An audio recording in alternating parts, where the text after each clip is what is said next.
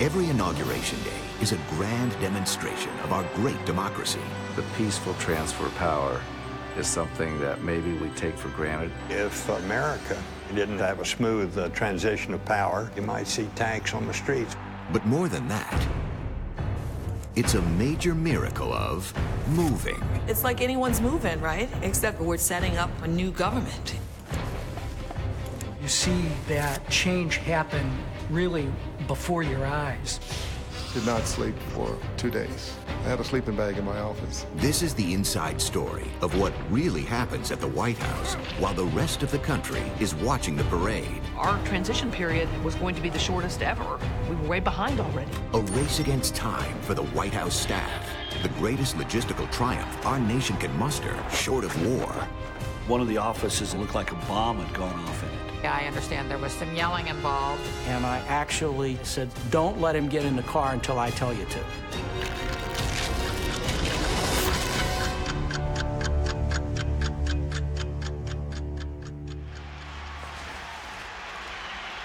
Raise your right hand and please repeat after me. I, John Fitzgerald Kennedy. I, William Jefferson Clinton. Inauguration Day is our nation's most solemn ceremony. The peaceful transition of power on the steps of the U.S. Capitol. A vision of calm for the eyes of citizens and the world. But on the other end of Pennsylvania Avenue, chaos. From the moment the outgoing president leaves the White House, a hand-picked team of 93 residential staff, Presidential Secret Service detail, and a small team from the West Wing are tasked with the near impossible to flip living quarters and the principal offices in the West Wing in less than 6 hours. The staff can't start the move until the outgoing president leaves the White House just before noon to see his successor sworn in. And they have to be completely done by the time the incoming president walks in from the inaugural parade. Each person on the staff has some part of the house to deal with. The new First Family's living quarters need to be set up down to every last picture on the wall and socks in their drawers. And then there's the establishment of the new president's West Wing offices. They're so busy, so many things are happening. Yet no matter how crazy, there is absolutely no room for error. The president needs to be ready at any moment to serve the country. All the things that are going on throughout the world, they don't cease for Inauguration Day. We have to transfer very quickly. It's a fundamental issue of national security. We are a country of laws. There are no coups here. If America didn't have a smooth transition of power, you might see tanks on the streets. But we routinely transfer power peacefully. But before these teams can tackle this monumental task, they have to hurry up and wait.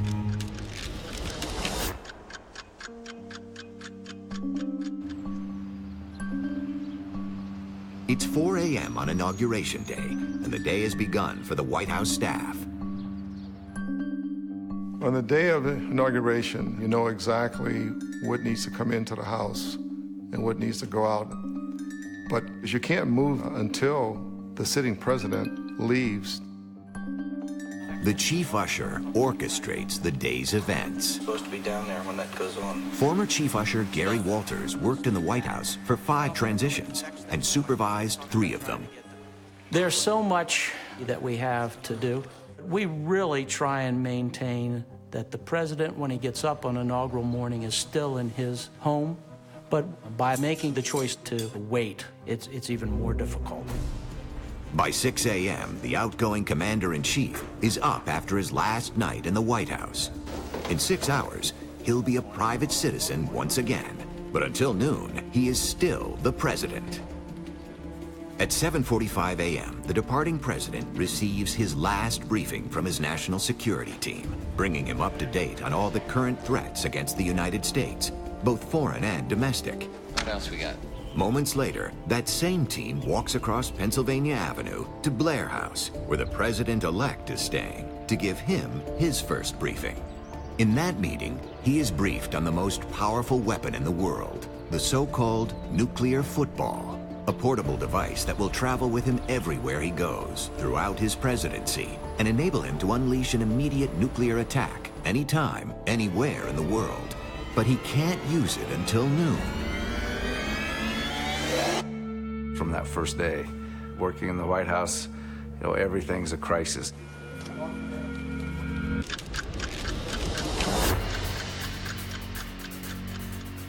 At 9:55 a.m., with just over 2 hours until the inauguration, the White House staff is assembling into battalions, ready for the assault. We would divide them up into groups. Everybody was assigned a very specific job. There were people that were packers, or unpackers, or placers. Everybody had a job to do. But the old boss hasn't left yet, and he has to host one last official guest, his successor. And the staff can find themselves in the awkward position of having to do a little diplomacy in addition to everything else. Former head of the visitor's office, Melinda Bates, remembers the Bill Clinton to George W. Bush transition. The Reagans and the Bushes, as an older generation, were always on time for things. Things ran exactly as they were expected to do. Nothing like that happens with the Clintons. When it was President Clinton's turn to hand over the keys, he was late, very late. He was supposed to be over in the North Portico, ready to greet the President-elect and Mrs. Bush, and he wasn't there. Former Chief of Staff John Podesta worked alongside President Clinton throughout his administration. President Clinton was kind of sentimental at that moment. He was packing up his belongings from the Oval Office. He thought of it as a tremendous privilege to be able to operate on behalf of the American people. And I think wanted to do that till the very last minute. Yet after the most controversial election battle in American history, it was critical that President Clinton and the president-elect show their unity in front of the press. As far as we're concerned, Gore is our president and not George W. Bush. When I was in Florida for those 37 days, I would get calls from foreign ministers saying, hey, what's going on with you Americans? Can't you even run an election? It was up to Chief Usher Gary Walters to prevent a public relations catastrophe on the world stage. I got a call from President Bush's staff over in Blair House that they were ready to pull across the street and drive in, and I actually said, don't let him get in the car until I tell you to. And he said, do you know how difficult that is? So I was frantically trying to find out where President Clinton was. I eventually located President Clinton over in the Oval Office, and I'm giving him orders that he better come right now.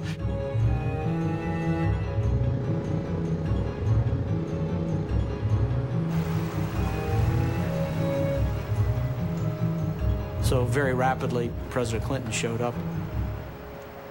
Later, I thought to myself, my goodness, a very odd circumstance for me as the chief usher. It is now day 75 for the hostages in Tehran.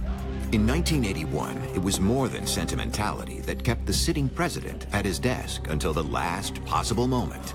The Iran hostage crisis that had marred Jimmy Carter's presidency was still underway. The hostages still held in Tehran after more than 440 days, but the Carter administration was determined to get them released before leaving office.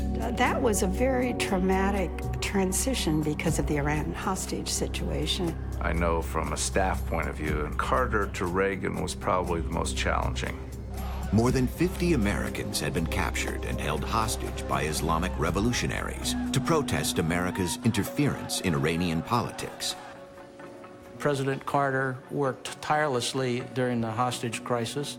With the lives of these Americans hanging in the balance, Carter and his staff worked around the clock for months to secure the release of the hostages. Negotiations continued through the final night of his presidency. I was an assistant usher at the time, working the evening shift. It was in the middle of the night. And I can remember taking food and beverage and pillows and blankets, and of course that went up to inaugural day. Coming to work on Inauguration Day of 1981, President Carter was still in the Oval Office. By 9 a.m., the Oval Office should have been cleared, but Carter feared that the transition could delay the release of the hostages. He remained at his desk until the last possible moment. Usually on Inauguration Day, the resident staff would present a gift to the outgoing President and First Lady, but that didn't happen because of this Iran hostage situation. Everything that day was really chaotic. But tradition requires that the outgoing president must leave the Oval Office and hand over the keys at the appointed hour, no matter what. And the motorcade is waiting.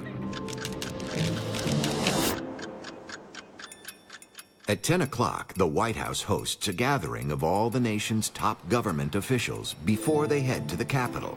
You have the entire leadership of the United States of America all in one location at the White House. The leadership from the Congress, and you have members of their cabinet and family.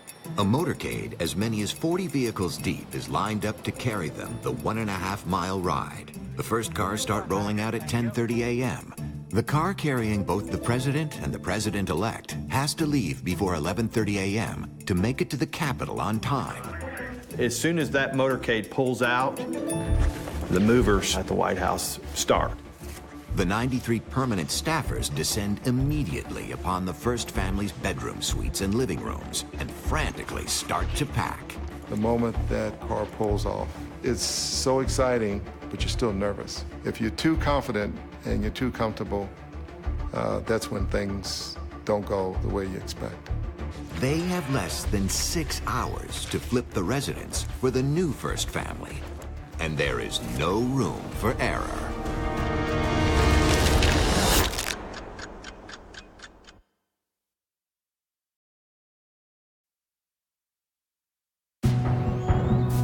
With 25 minutes until the start of a new presidency, America's incoming and outgoing presidents are both en route to the Capitol for the swearing-in, leaving a few short hours for the White House staff to flip America's most prestigious address.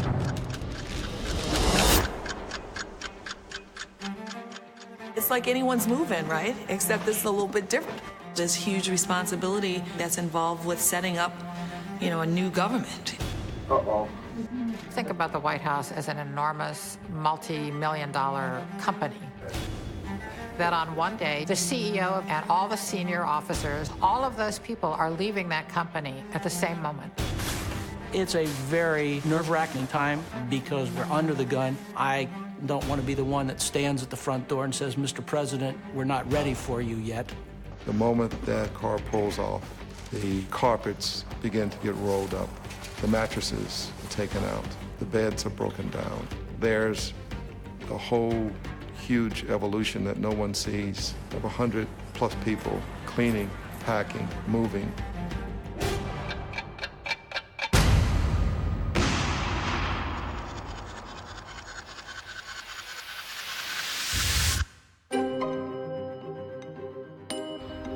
Of course, a job this big needs at least 6 months to prepare, which means starting long before the election. And that can be awkward. If you put everything off until Election Day, you would not be in a position to start the conversations that need to be undertaken. Is a little bit delicate because when you have a one-term president, you don't know whether they're going to be there or not. The West Wing and the staff would not take kindly to the resident staff looking at information for a possible move out. When a president is seeking re-election, the last thing he wants to think about is having to move out of the White House. I'll never forget a conversation I had with the president the morning of the election. The exit polls had us down -5. And he said to me, he says, gosh, you think we've been kidding ourselves? Could we really lose this thing? The governor from Arkansas, Bill Clinton has won. She was kind of stunned that he didn't get reelected. His approval rating was in the 90s at the beginning of that election year. It's a very delicate circumstance, balancing the responsibility to the first family and then also looking forward to the change in administration. When they left the White House, we were assembled in a state dining room, and President Bush totally lost it. Tears coming down, he couldn't say a word. So Mrs. Bush did the talking, thanking us for 4 wonderful years of service. When a president leaves, it's like losing a member of your family. It is terribly traumatic on the last day to bid first family goodbye. And it can be even more traumatic when the president's term ends unexpectedly. The President of the United States. Okay. Hey, you're better looking than I am. Why don't you stay here? Oh, you want a level, don't you? Yes, yes. Good evening. This is the 37th time I have spoken to you from this office, where so many decisions have been made that shape the history of our nation. Any more? In 1974, when Richard Nixon's presidency was consumed by scandal, residential staffers like Betty Monkman were in a difficult spot. I think a lot of the staff was really in denial. I remember meeting staff in the corridor and saying something about there might be a change, and no, there wouldn't be any change at all. It was a very stressful time. The house was extremely quiet, and we waited, like everyone in the country, to hear. And it wasn't until maybe a day or two beforehand that the usher's office called for packing boxes. And so we knew. I shall resign the presidency effective at noon tomorrow. Vice President Ford will be sworn in as president at that hour in this office.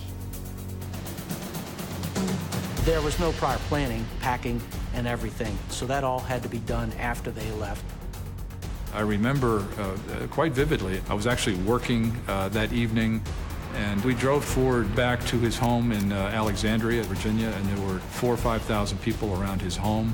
The Secret Service had to quickly adapt to very stressful circumstances. Ladies and gentlemen, the Vice President of the United States. Mr. Vice President, are you prepared to take the oath of office as President of the United States? I am, sir.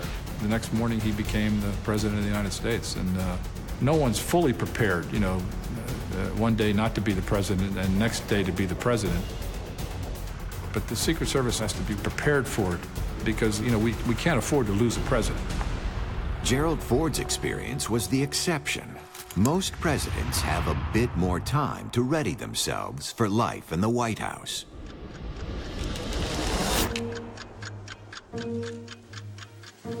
An early November election day gives the incoming president 10 short weeks to get his West Wing team together, with no time to rest. The president-elect has come through a bruising campaign and has got to have a clear view of who he wants and what critical jobs. Oftentimes there's a fairly substantial delay and you don't get off on the right foot. In 1993, President Clinton sprung a last-minute job offer on campaign advisor John Podesta. I had worked for a long time on Capitol Hill, and I worked in the campaign in Little Rock, not thinking that I would myself go into the administration. About 2 weeks before the inauguration, I got a call out of the blue from Little Rock. 2 weeks later, I was standing in the White House on Inauguration Day. Inauguration Day is not only a new president's first day on the job, it's the first day for all his staff, too. And they're all jockeying for position. Literally. The Deputy Chief of Staff will be in this office. The office space in the West Wing is not measured by square feet, it's measured by inches from the Oval Office. Two of my friends who are veterans of Washington both separately asked me the same question, and I thought it was a totally ridiculous question. They asked me, where's your office going to be? Sometimes the primest of prime real estate is actually tiny, but closer to the Oval. Ladies and gentlemen, the next First Family of the United States of America. 2 weeks after the election, the new First Family gets a closer look at their new home, and the staff gets a closer look at them. We need to learn a lot about the family. We try and get as much information as possible. The incoming president and First Lady have to decide how to decorate the White House residence and also answer some very important questions. When we first came, we took a little bit of a tour. We've just got a great staff. They're just extraordinary people.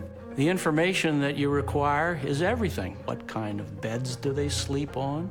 How do they want to use various rooms? How do they want to entertain? Where do they want furniture placed? What kind of toothpaste is used by the President and the First Lady? There's an unending string of questions that has to be asked. Each First Family can select furniture from the White House's collection, all of which is stored in a warehouse at a secret location. We have about 40,000 square feet of museum-controlled storage. The collection itself, it covers a wide range of objects. The First Lady and the President can walk through these warehouses, giant furniture stores, to pick from the chairs and the tables and to do what they want to do. In addition to choosing whatever furnishings they want from the warehouse, Congress gives the first family $100,000 to spend on decorating. Anything extra, such as Nancy Reagan's infamous $200,000 China set, has to be covered by private donations. No matter what the decorating choices, there is no question it's a huge undertaking. And it all needs to be resolved in the next 8 weeks before Inauguration Day.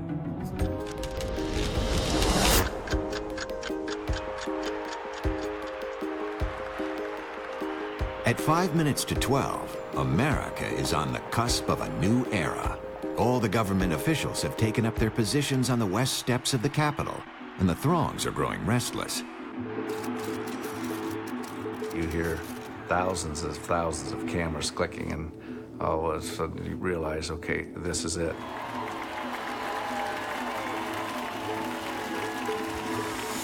Back at the West Wing, the final staff members of the outgoing presidency have already returned their key cards to security, while the residential staffers have begun to move the new president in. They will have until 5:30 p.m. to unpack and set up all of the first family's belongings, change carpets, paint walls, trade out furniture, and hang art hand-picked by the president. Every second counts. You can't use old mattresses for the President of the United States. So we pull up carpet and change out furniture. So to try to pull all of that together gets you a little bit concerned, because in a few hours, the new family is going to come through the south portico doors for the first time. And the White House staff can only make a first impression once.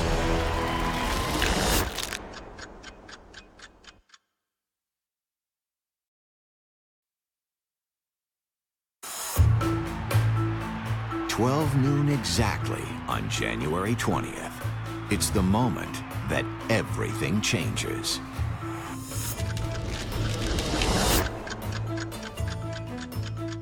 I, Dwight D. Eisenhower, do solemnly swear that I will faithfully. As the president takes the oath, there's always a lot more going on than meets the eye. So help me God. Congratulations, Mr. President.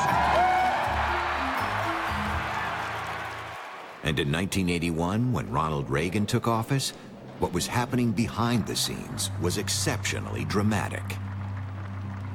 At 12 o'clock, as outgoing President Carter watched President Reagan take the oath, he still didn't know if the 52 Americans held hostage in Iran had been freed. You have to be very careful as a presidential historian. You have to judge the presidency on what actually happens on their watch. There is that moment when they put their hand on the Bible and the power transfers. It was just before dawn when two C-9 flying hospitals brought the 52 hostages to the U.S. military air base in Frankfurt. The Iranians released the hostages just minutes after President Reagan was sworn in. It was a final act of spite against Jimmy Carter. You are home, and believe me, you are welcome. They credit Reagan with the release of the hostages, even though Carter did all that preparation and laid the foundation. Sometimes the president gets credit for things that happened due to a previous presidency. A lot of these issues are transitionary periods, and they don't always dovetail with the change in the presidency. 12 noon's a pivotal moment for the two presidents, and also for the staff back at the White House. It's only now that they can finally unload the belongings of the new first family to a staging area on the ground floor, while the housekeeping team upstairs rushes to clean every nook and cranny. Folks really understand how much we need that 45 minutes. It's the job of the chief usher to keep a watchful eye on his staff and on the time. When the president took the oath, we were able to count down and say, okay, it's 12 o'clock. We have 5 more hours max to get this done. You can plan and plan and plan, but with all the different rooms, there's still organized chaos. The top priority is the world's most powerful home office, the Oval Office. Every incoming president wants to make it his own. One of the first things the presidents are concerned about is what the Oval Office is going to look like. What paintings will be on the wall, what busts will be in the room for sculpture, the kind of desk they're going to use. The desk is the centerpiece of the Oval, and there are several to choose from. There are other more utilitarian desks that are available. President H.W. Bush used one that was made in the 1920s, but a lot of them like the Resolute desk because of its long history and associations. The famous Resolute desk was given to President Hayes in 1880 by Queen Victoria. It's been moved from the White House only once, after John Kennedy's assassination. Since then, it's been used by Presidents Reagan, Clinton, Bush, and Obama.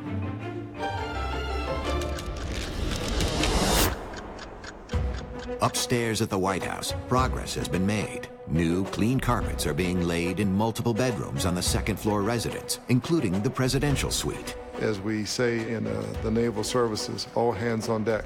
Electricians, carpenters, and plumbers become movers on that day.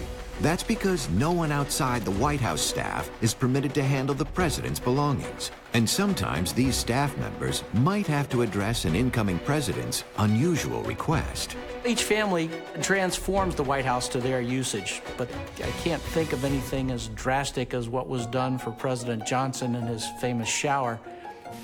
President Johnson wanted a very strong water source. They actually put additional pumps in, and my former boss, Rex Scouten, said, well, I want to check it out. So he put on a bathing suit and got in the shower, and the water pressure was so high that it pinned Rex Scouten against the wall. And that was taken out, at the very beginning of the Nixon administration. I think he tried it once, and he said, remove it.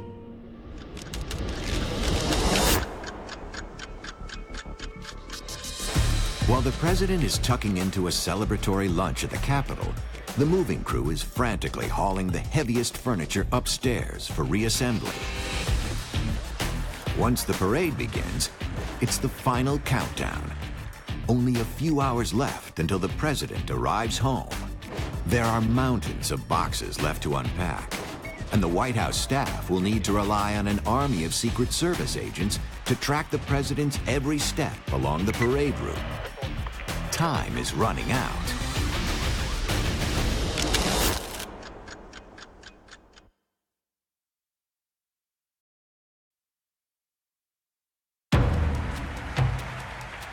It's after the oath, after the luncheon.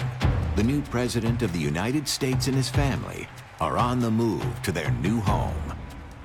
Lined with well-wishers, the 1.7-mile parade route is all that separates the White House staff from their new leader.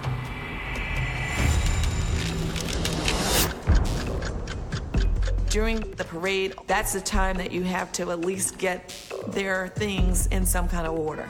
As you can imagine, that residential staff is moving. They've got, people unpacking, hanging pictures. Upstairs, furniture is being rebuilt, and boxes are being organized room by room. The private residence includes 30-plus rooms, and each one must be transformed.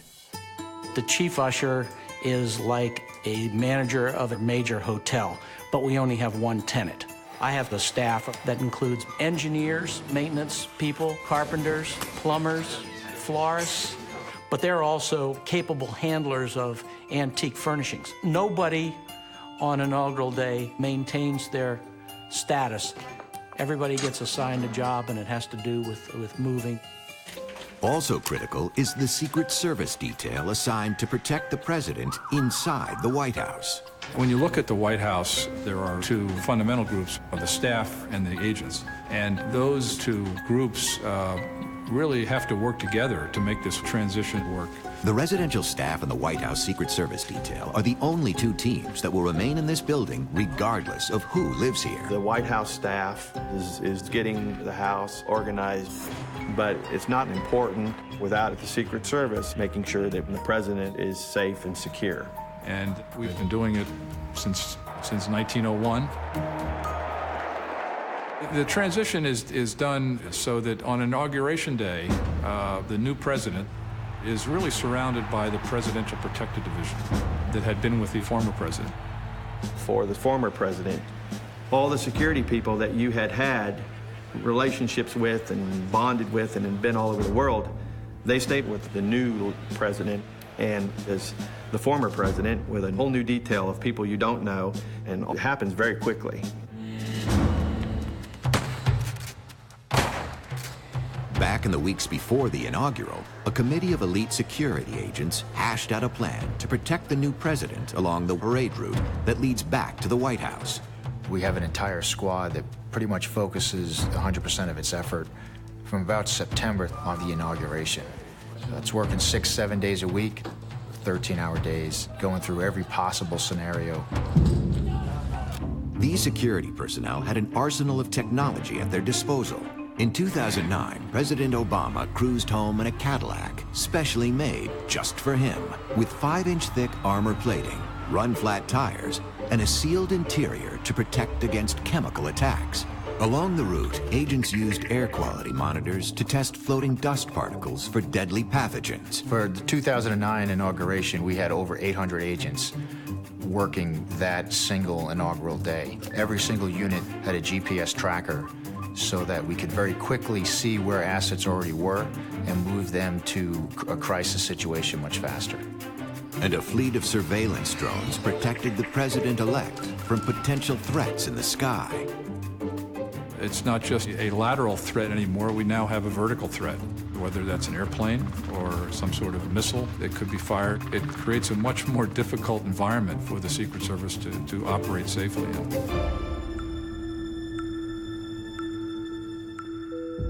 The Secret Service would, of course, like to keep the president in the armored car for the entire inaugural parade. But tradition holds that at a secretly pre-selected moment along the way, the first couple will get out and walk. This is a historical event, and there's a pressure that the president be seen. The compromise is to have the president get out in certain places where the Secret Service can concentrate its efforts on the roofs and the windows and the buildings that surround that area. I think everybody accepts the fact that the president should not take unnecessary risks. In 1977, President Jimmy Carter upped the ante for the Secret Service on his journey from the Capitol. To show his sort of common man approach, President Carter walked the entire inaugural route. And that it put a lot of pressure on the Secret Service, but we have to quickly adapt to a new president, and it's a big adjustment. But it did slow down the parade. A fortunate turn for the frantic staff back at the White House. Ladies and gentlemen, the President of the United States. Before they can enter their new home, the President and the First Lady will watch the rest of the parade from a reviewing stand located on their own front lawn facing Pennsylvania Avenue. Just a few hours left until they can go inside.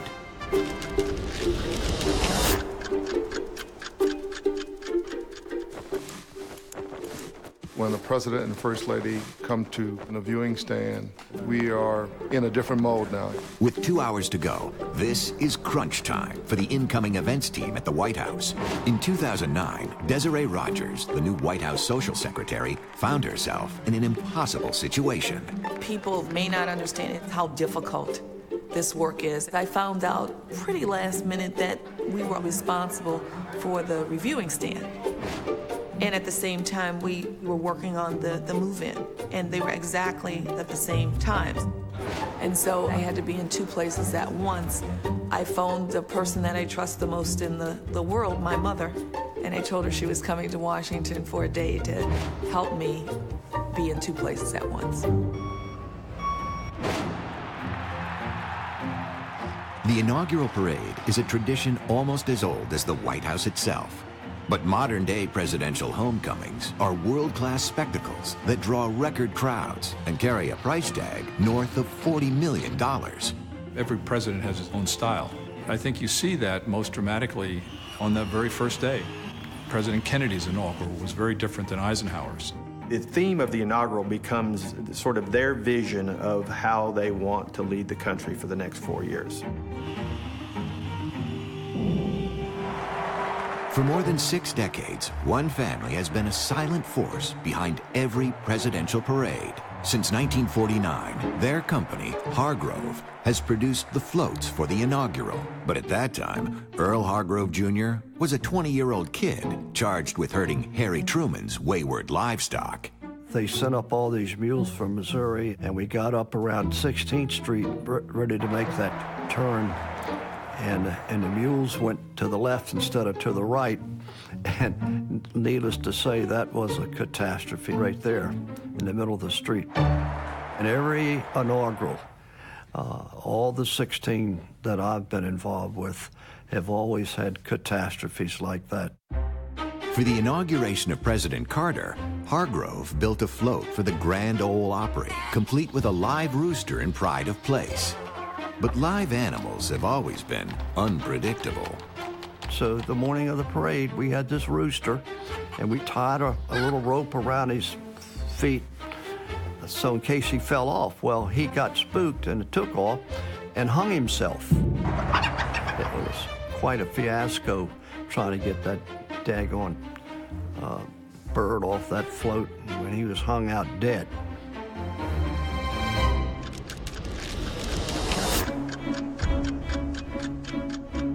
As the sunlight fades from D.C.'s winter skies, the residence staff rushes to unpack the final boxes, fill up closets, and vacuum the new carpets. Everyone was focused. Some things weren't done as quickly as I had hoped, but there's no way, even if it meant that I had to go and move a bed myself, that I would allow the new family to see that we weren't ready. The buck stops with me.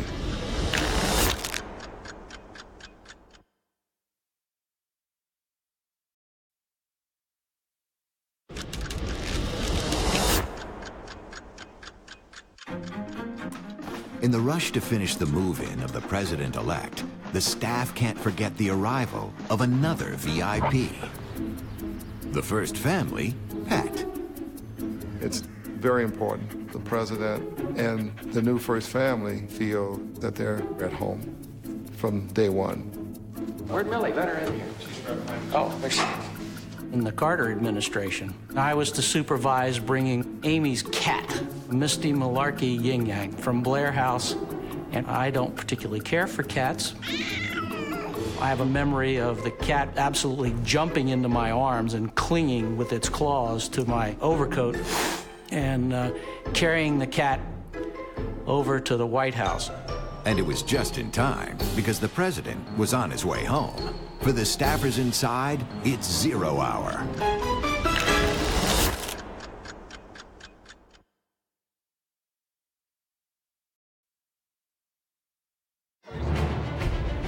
It's 5:30 p.m. The president walks up the pathway from the inaugural parade to the doors of the White House. After 6 hours of frantic activity inside, for the White House staff, this is the moment of truth. It's almost like pins down. We're done. Mops are put away. Vacuum cleaners are away. Everything is in place. Our clothes hung up, sundry items in the bathrooms. It was stressful. Everyone was focused on the last detail of having the right linen, the new toothbrush, and soap tissue. Everything is picture perfect. At that point, all I needed to do was to say, welcome home, Mr. President. First step into the house that we'll be living in. Out the field. Wonderful. The president and his family finally crossed the threshold of their new home. It's a custom-made White House, radically changed from a few hours ago. Bedroom are ready, dining room are ready. They just have to move in and order what they would like to eat. In the West Wing, rewiring still needs to be done, and phones and computers aren't yet set up. But some eager staff members have been there for hours anyway. Might have been one of the first people back to the White House after the inauguration, and actually had a working day that afternoon. Every single record, every document, every bit of information on a hard drive has been removed by the National Archives. Your desk is bare. In many offices, there isn't even a pencil or a piece of paper so that you could take a phone message. In 2001, after the contentious Bush-Gore election dispute, certain members of the incoming Bush team reported a more curious absence from their offices. It is true that a lot of people took the W keys off of the keyboard of their computers, which I personally think is funny. There had been some pranks where folks had forwarded their phone from their desk to another office, and so it took some time to unscramble the phones. According to Fox News contributor Karl Rove, the pranks went much further than the press reported at the time. There was huge destruction. One of the offices, it looked like a bomb had gone off in it. They'd smashed the glass tops of the desk, they'd overturned file cabinets and thrown the material all across the floor, and broken equipment. Members of the outgoing Clinton administration denied these accusations. I think that was much ado about nothing, quite frankly. Did a few guys in the advance office take the W's off of their computer keyboards? Yeah, but that was pretty minimal. Across the hall in the residence, it's nearly party time, but not for the staff. Our job is not something that starts at noon on inaugural day and at 5 o'clock it's over and then we can all lay back. We had a full house. The chefs are cooking, the butlers are shining the wine glasses.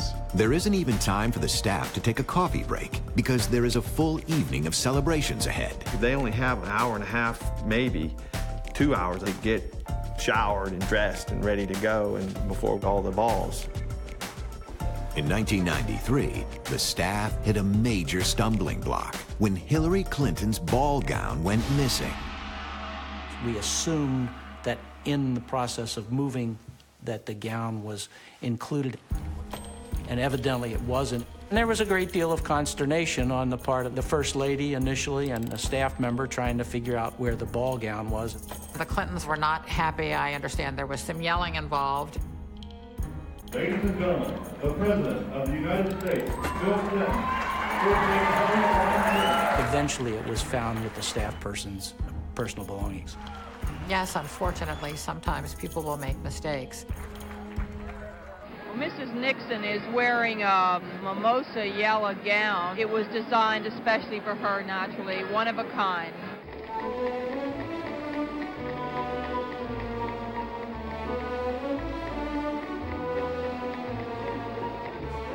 By the end of an exhausting inauguration day, America's presidential handoff is complete. The staff and myself probably did not sleep for 2 days. I had a sleeping bag in my office. The residential staff and the West Wing staff can now begin to settle into a new era at the White House. Somebody told me one time, how does the family adapt to the White House? And I said, well, your question's wrong. It's how does the White House adapt to the family? And the White House is organic. It's moving, it's changing, it's a living thing. Throughout the transition process, each White House staff member plays a role in protecting the Constitution of this country. All the different staffs work together behind the scenes. And it is a smooth transition. And to me, that is very meaningful. Our democratic process is what has kept our country together for over 230 years. Every inauguration, the peaceful transfer of power is something that maybe we take for granted, but it's earned. 56 times we've had an inauguration, 44 have served as President of the United States, and we've done that peacefully. And I think as Americans, we can be very proud. Every presidential transition, this unseen army battles the clock to ensure that the new president has everything he needs to immediately serve the country. It's a fight they can never afford to lose.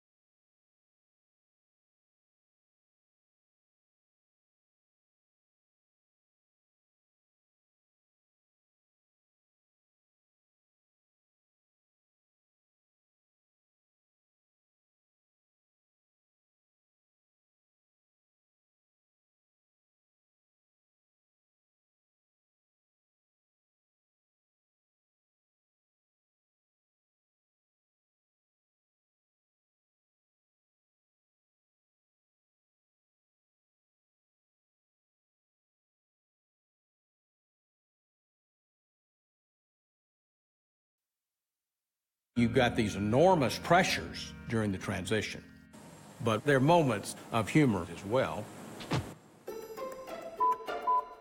I really don't consider it my house. I consider it a house of the people of the United States. But former First Lady and contemporary dance student Betty Ford couldn't resist one last dance as she prepared to leave it. I do not believe that being First Lady should prevent me from expressing my ideas. As a last act of defiance, she snuck into the empty cabinet room, kicked off her shoes, and danced on the table.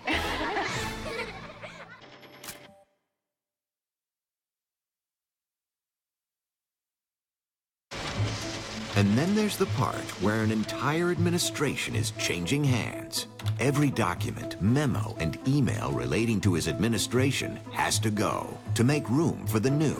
The overwhelming number of official records accumulated during the presidency has to be transferred to the National Archives. The collection is so massive, it literally takes an army to move it. The Army. It's actually military transport that does the move. For President Reagan, I believe we have approximately 55 million pages of records, of documents, and that's the equivalent of about 30,000 boxes.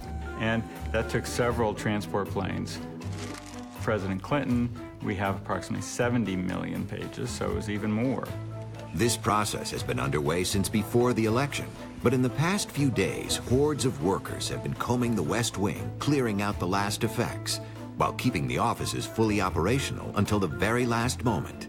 Of course, the president keeps working until 12 o'clock on January 20th, and so we're there till the last minute making sure we get every last document. But even in bare bones, there can be no lapse in function, not even for a minute.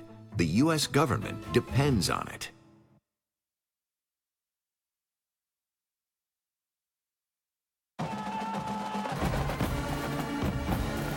While the president and his family enjoy the final minutes of the parade, the residential staff readies the White House for its youngest new inhabitants.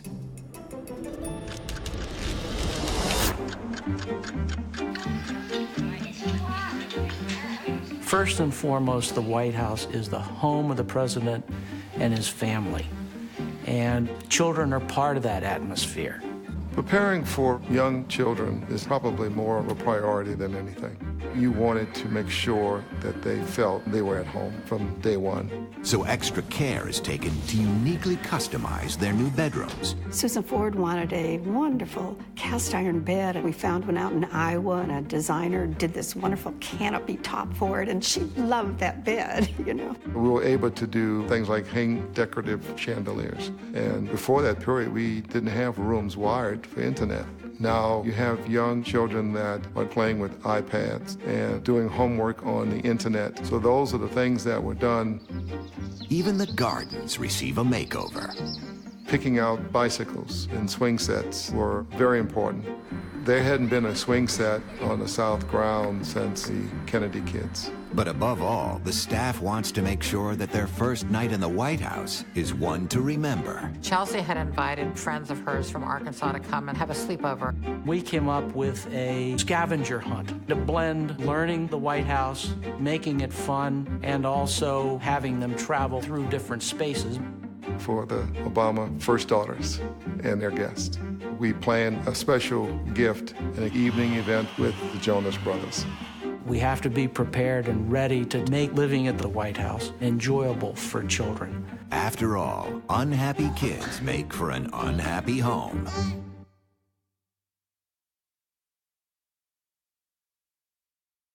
Welcoming the Obamas to the White House in 2009 was a particularly memorable occasion for the residential staff.